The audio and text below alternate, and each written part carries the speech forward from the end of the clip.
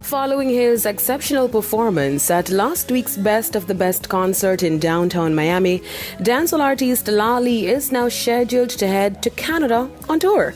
The Dirtbones hitmaker will return to Canada on June 24 for Suave Summer in Toronto, where he is booked as the headliner. The tour will be a precursor to his Caribbean and US stints, which kicks off on July 1 in Hartford, Connecticut. Lali is also scheduled to perform at the Lifestyle Weekend in Maryland on July 3, then Bridgeport, Connecticut on July 15, before returning to Jamaica for Reggae Sumfest in Montego Bay on July 22. The artist is enjoying the success of his latest hit track, Bong Bing, which currently features Crystal, released last month. The track currently boasts a whopping 3.1 million views on YouTube. Reggae singer Black Amai has released a new anthem titled Workday.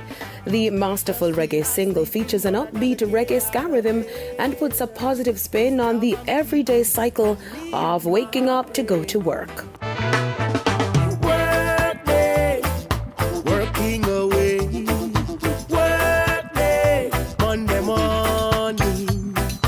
Workday, Tuesday morning. Workday. The track has been met with positive feedback from music lovers who have shown their support for the reggae artist's latest release. Workday was released through Ghetto Youth's international label and is produced by the legendary Damian Marley.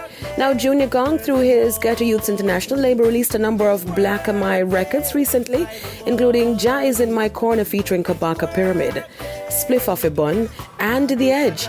Black Amai is signed to the Marley's Ghetto Youth's international label. Workday is currently available on all digital and streaming platforms.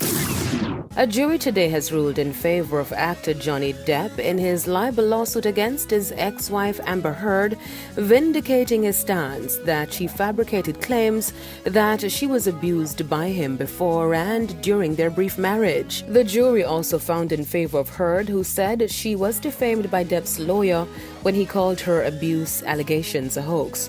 Now, jury members found Depp should be awarded over $10 million in damages, while Heard should receive $2 million. The verdicts bring an end to a televised trial that Depp had hoped would help to restore his reputation, though it turned into a spectacle of a vicious marriage.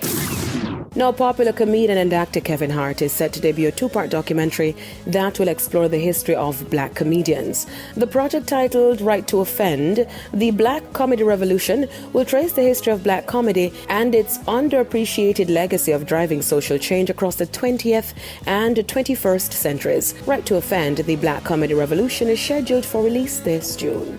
I'm Deidre Gordon reporting for ePrime.